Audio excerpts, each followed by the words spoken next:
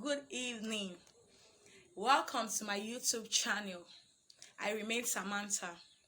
Today we're going to be talking about our family backgrounds, our family histories, and how it affects our relationship, be it marital relationship, our relationship with people, and etc.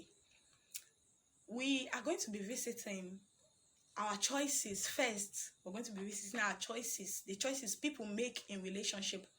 How our family, a lot of people may be asking this question: what is our family? What does our family have to do with our relationships? But tonight I'm going to be answering a little of that question. Our family has a lot to do with our personal relationship with people, our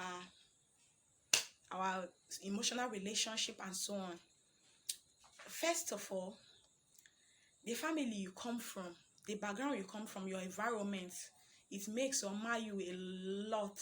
You have to unlearn some character, unlearn some things you've learned in the past for you to go to a certain level if you find yourself in a wrong environment. So many people enter into relationship because they want to get married to the person that is like their father, get married to the person that is like their mom, or meet somebody that is like their father, because that's father or fatherly character. When I say how our families affect our relationship and our choices in relationship, it mustn't really be marital relationship. It may be emotional, any other relationship, just a relationship with people or anything. The environment you grew, the family you come from, it mars or makes you, pardon me, or trust me to say, a lot of people you meet out there they grew up with a particular mindset on who to get married to, how the person should behave, how the person should relate with them, how the person should behave with them, how the person shouldn't, because they found the definition of relationship from their homes. And a person that grew up in a home where the mom is so submissive, the dad beats her, insults her, calls her names, the mom is so inferior to the dad, like it's so glaring.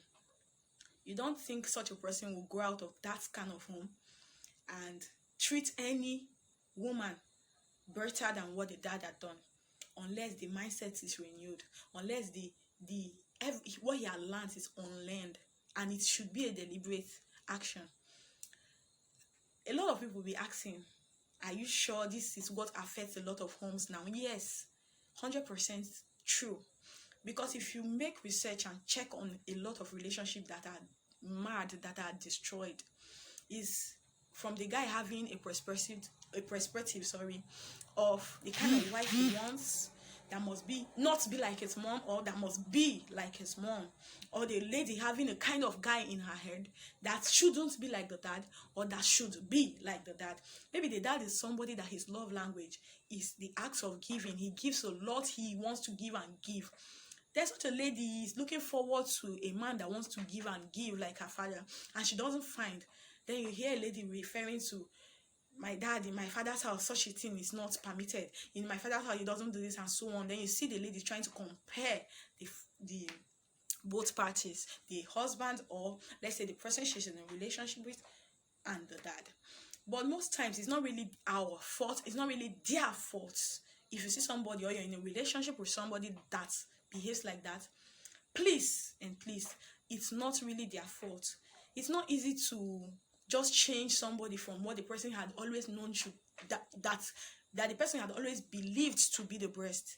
Because most times you grew up, imagine the past 25 years, if you met the person is now 25, the past 25 years of the person's life, the person had always believed that we're product of the kind of family we are from. It's not really our fault, but if you end the way your parents ended, or their marriage ended, it is your fault. Most times our mothers, a lot of times we hear people comparing people to our mothers and our fathers. A lot of marriages that are still standing, that were made then, are just standing because the mom or the dad didn't want to leave each other, because they feel the children will be affected, not because of love. Then you hear somebody saying you really shouldn't love a man before love is not the basis of going into a relationship. I am not contesting to that, but I believe you don't just embark into a relationship without loving a person. What is your own definition of love?